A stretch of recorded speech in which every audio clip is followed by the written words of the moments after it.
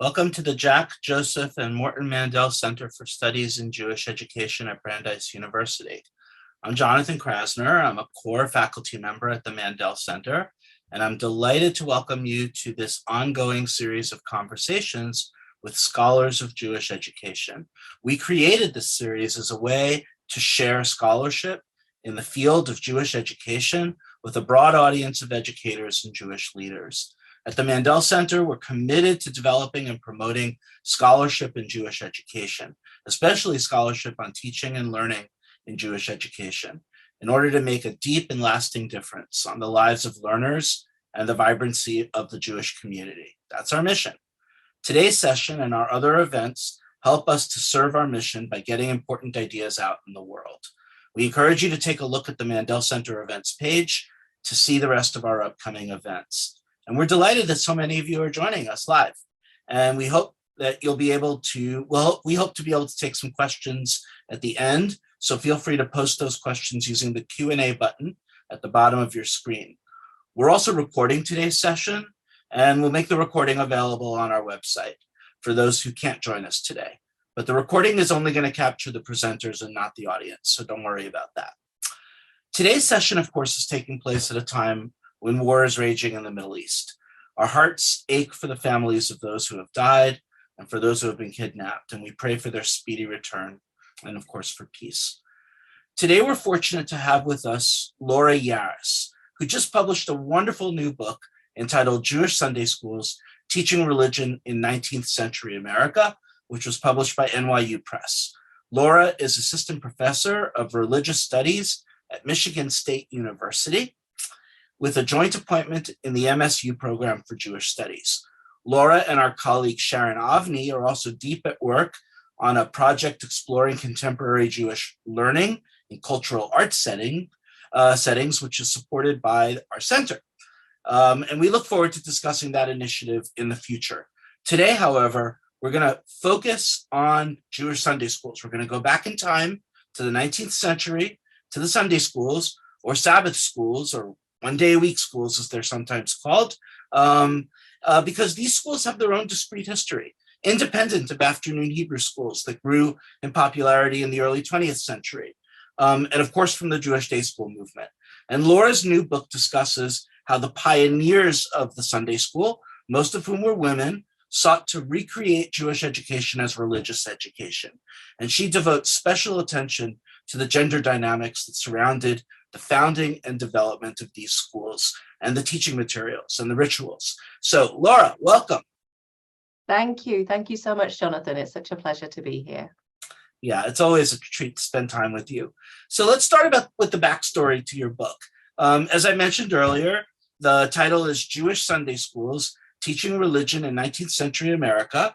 Tell us how you began your research. I'm guessing maybe you read Diane Ashton's biography of Rebecca Gratz, who plays a big role, but tell me a little bit about how you got interested in this.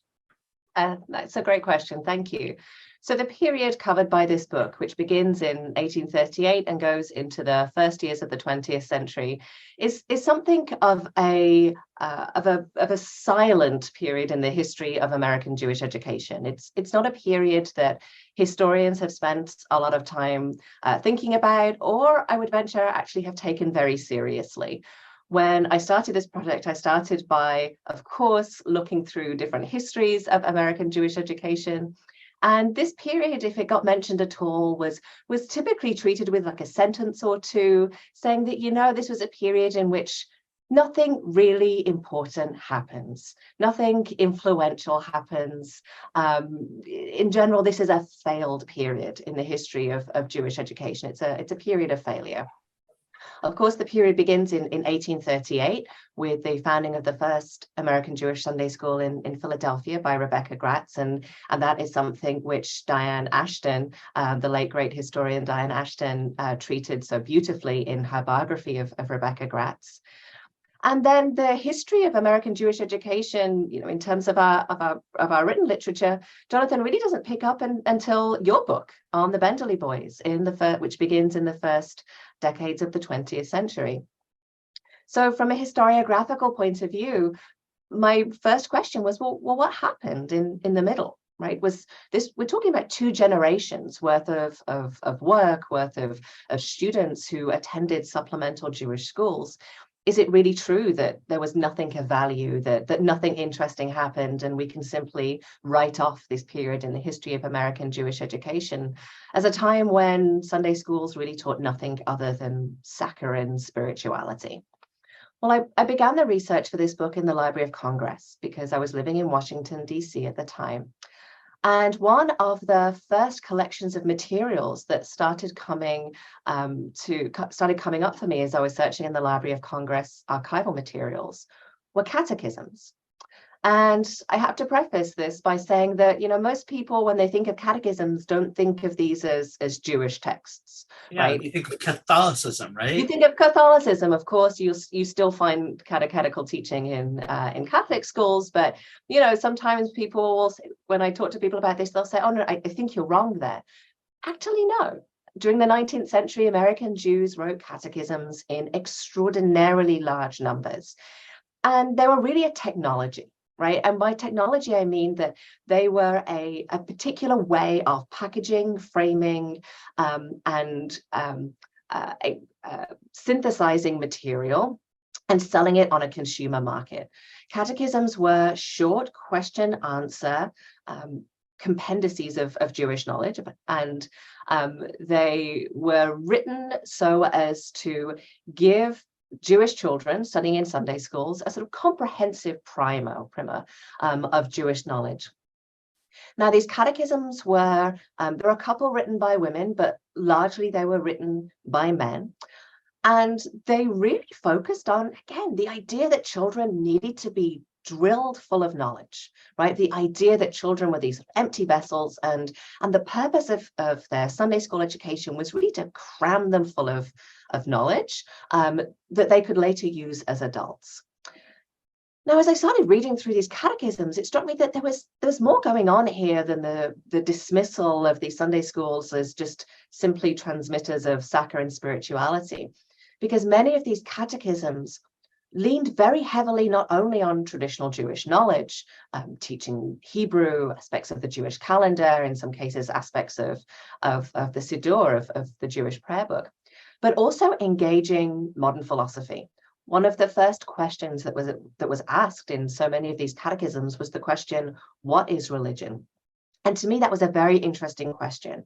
Because it showed me the answer supplied in these catechisms that these authors were really in touch with contemporary, bigger questions about what religion was and how it could be defined, particularly philosophical conversations about how religion could be defined. But it also showed me that Jews were real participants in a conversation that went much broader in 19th century America. And as a scholar of religious studies, that's really a formative period for my discipline. The 19th century is when my discipline was founded. It was when scholars in both the US and also in America were publishing histories of the idea of religion. They were devising theories about where religion originated and what its primary characteristics were. And in these catechisms, Jews at a really grassroots level often were joining in that international conversation. And not only joining in, but they were teaching it to their children. So the idea that really came across to me from reading these Jewish catechisms is that one of the drivers of Jewish education in this period was that Jewish children learned to think of Judaism in this much bigger historical, geographical context. The idea that Judaism could be a religion and thus be part of a much broader set of conversations about what it meant to be a human being in the world. Great. That's so interesting. It really connects, I think, to a larger historiographical discussion about the extent to which 19th century American Judaism is American and the extent to which it was imported from Central Europe. So yeah, absolutely. I'm wondering, when you were deciding about your chapters, when you were deciding about the stories that you wanted to tell, how did you, come up with the kind of the framework for the book? Like, you have a chapter on confirmation, for example. I mean, how did you think about that? So one of the challenges, of course, in doing research on the 19th century, and very much the case in doing research on 19th century American Jewish education, is that a lot of source material simply doesn't survive, right? And so to some extent, the topics that I treat in the book were really driven by the material that survived and what remained in archives, but also what the topics and the debates that kept surfacing as I looked at archives in Cincinnati, in New York, and actually across the United States. And so there were some topics that kept coming to the fore. So confirmation, for example. Confirmation, which in the 19th century functioned not only as a sort of as a graduation ceremony for older teens, as it does in many American Jewish synagogues today, but really as the coming of age ceremony, a replacement for bar and bat mitzvah, as well as an additional ceremony. It was both, right? In some synagogues, it was an additional ceremony, and in some synagogues, it was the coming of age ceremony. So confirmation was an obvious choice, right? Because there was just so much rich archival material to be found. So many photographs in the American Jewish press. Every year at confirmation season, you would find almost reviews like you might find of a theater production, that people would be rating how good the flowers were at this synagogue and how well the choir sang at that synagogue. And there were also lots of debates about whether confirmation was in fact efficacious, whether it did anything, whether it was just a big sort of parade, a wonderful ritual that looked very impressive, but was it really doing anything for the children? So confirmation was an obvious choice. The first chapter is about Jewish women. And that's because, of course, the Sunday school movement is very much a story about American Jewish women and the leadership roles that they were able to forge through their voluntary work in Sunday schools and in related fields. And it's a topic that I really wanted to address at the beginning of the book, because so much of the historiography of this period up until this point tied what historians imagined to be the deficiencies of this movement to the gender identities of the people who were teaching in the classroom. But when I looked a little deeper at what was happening in this period, at the voices of the women who taught in Sunday schools, at the archival records of different congregations, it quickly became apparent that after that first generation in which women were founding Sunday schools in the model of Rebecca Gratz across the country, once they became established, right, as a very popular and attractive model for Jewish education in this period, these schools were very much taken over by men. And by that, I mean that, the curriculum was being set either by a congregational rabbi, if a school was founded in a congregational context, or by a congregational education board, which were typically limited to men. And so women were doing the grassroots work. They were in the trenches, they were teaching in the classroom, but they weren't necessarily deciding what could be taught. They didn't necessarily have the agency, right, to decide what could be taught in their classrooms. And at a national level as well, of course, there are so many debates about how Jewish education should be conducted and what it should focus on that are similarly happening in spaces that are closed to women, right? In rabbinical settings, in the emergent rabbinical associations, of course, which at this period were closed to women who were not permitted to train for the rabbinate at this period.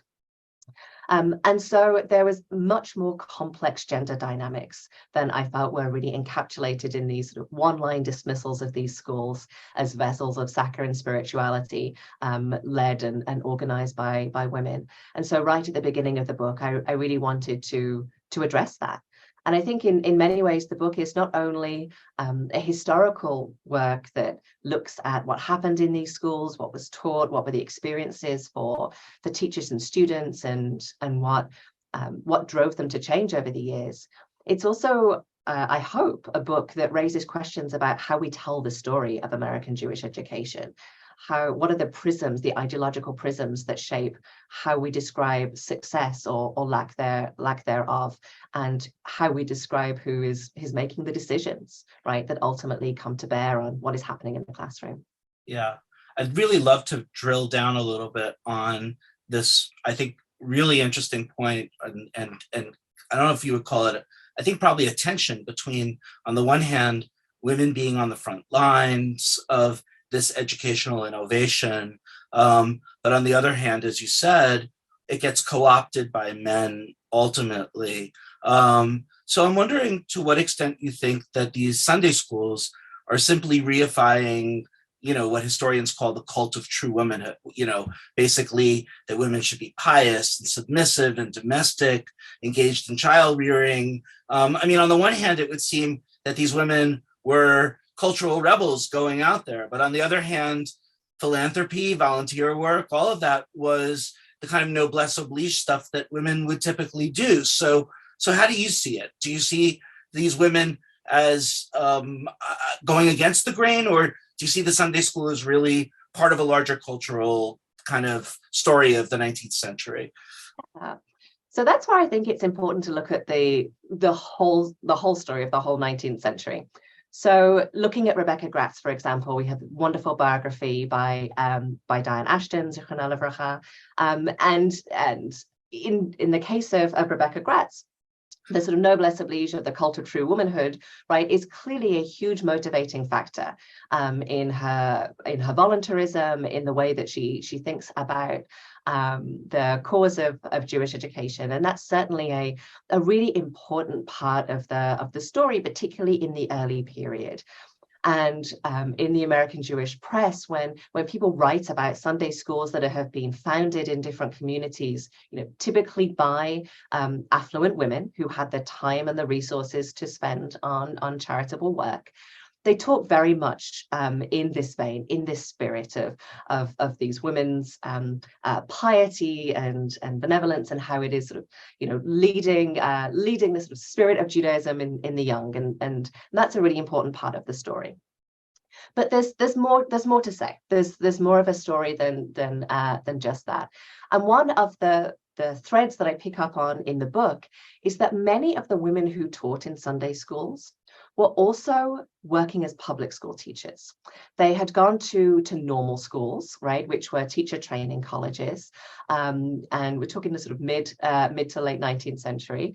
Women really take over the field of American education in this period, and American Jewish women are actually overrepresented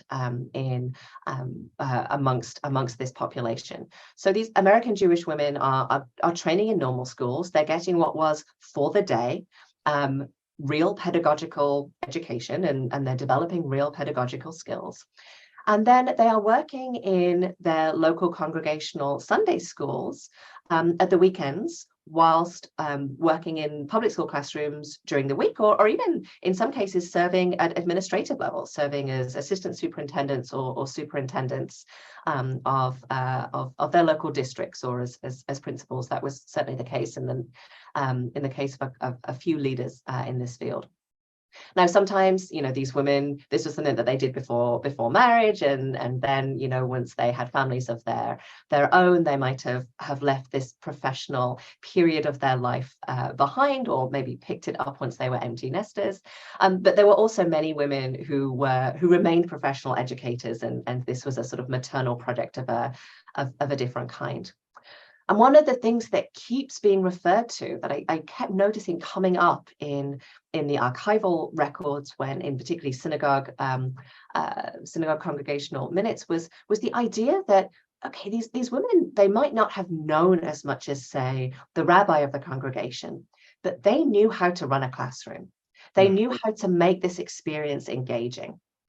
And it struck me as being very interesting that no one had paid that kind of skill much attention, right? It makes me ask questions about what place pedagogical skill, the ability to run a classroom, the ability to organize a lesson, the ability to engage children, plays in how we think about the history of Jewish education and even Jewish education today.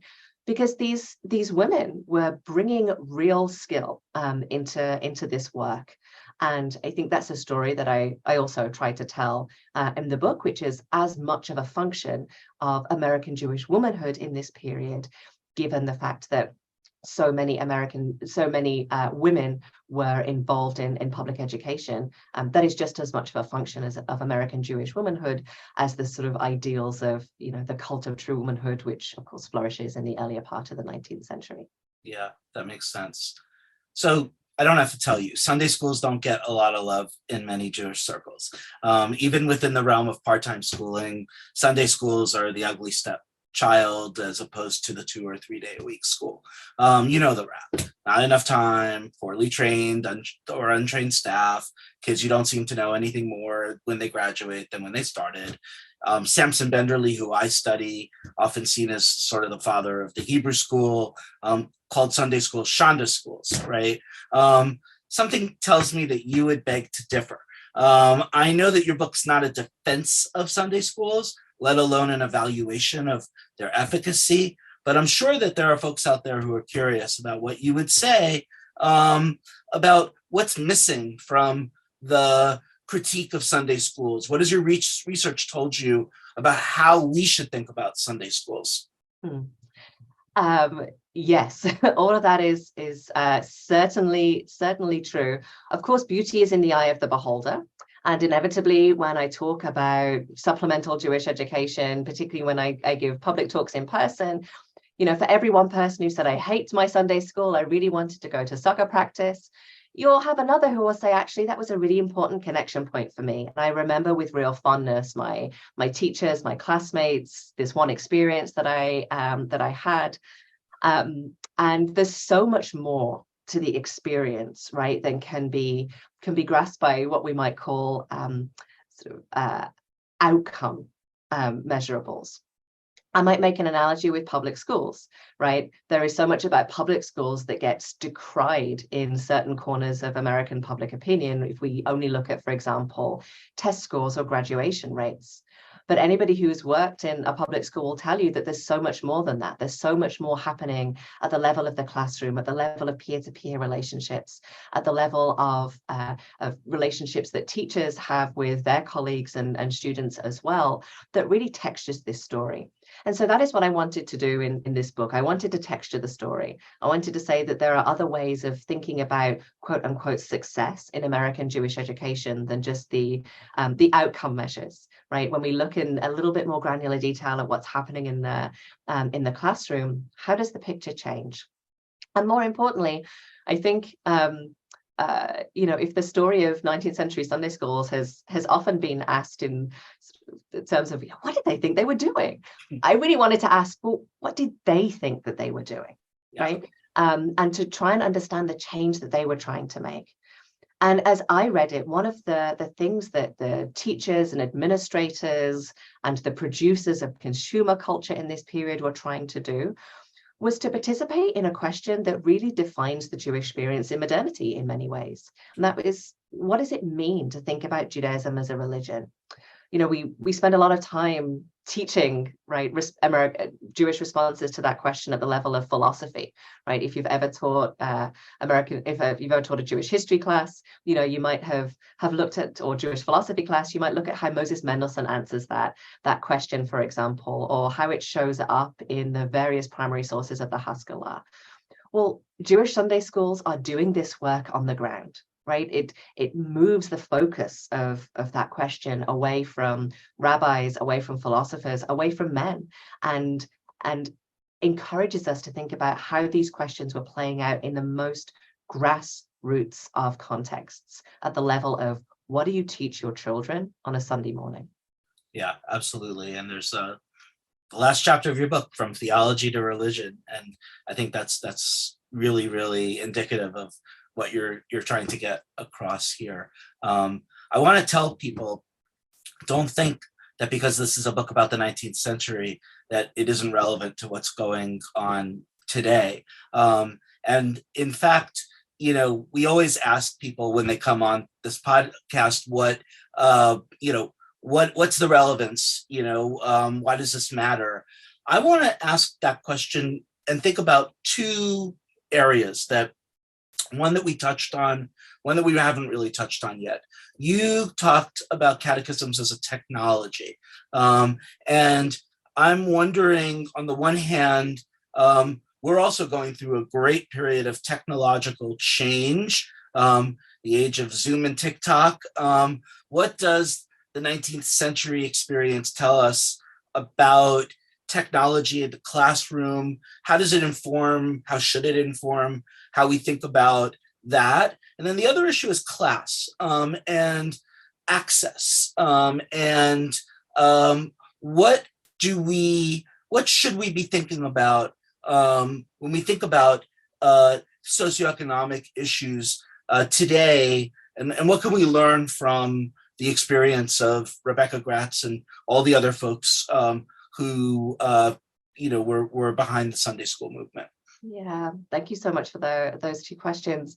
So the opportunity of looking at the 19th century, right, is that we are all so many degrees removed from this period that it allows us maybe to examine questions that may be still with us with a little bit of clarity.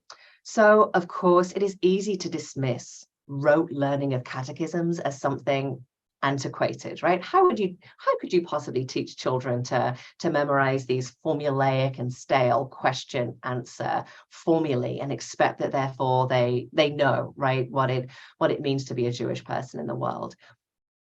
But we still use rote memorization all the time in American Jewish education today, right? Anybody who has memorized their parsha by listening to it on an audio recording, right, in order to prepare for their bar bat or b mitzvah, right, has been doing rote memorization. Anytime we do testing, right, anytime we do any kind of testing in any kind of classroom setting, we are doing rote memorization. In the 19th century, people looked at catechisms as a technology that could solve the problem of how do you deliver lots of content knowledge in an abridged setting, because catechisms were syntheses, they were short pamphlets. And I think we still look at technology in this sort of salvific way, right? Many religious studies scholars have looked at ideas of technology in this idea that they're supposed to help us solve our problems, right, and sort of save us from the dilemmas that we're trapped in. I would argue our relationship to technology in American Jewish education has not really changed, right? Whether we're looking at the technology of the catechism or the technology of TikTok or Duolingo.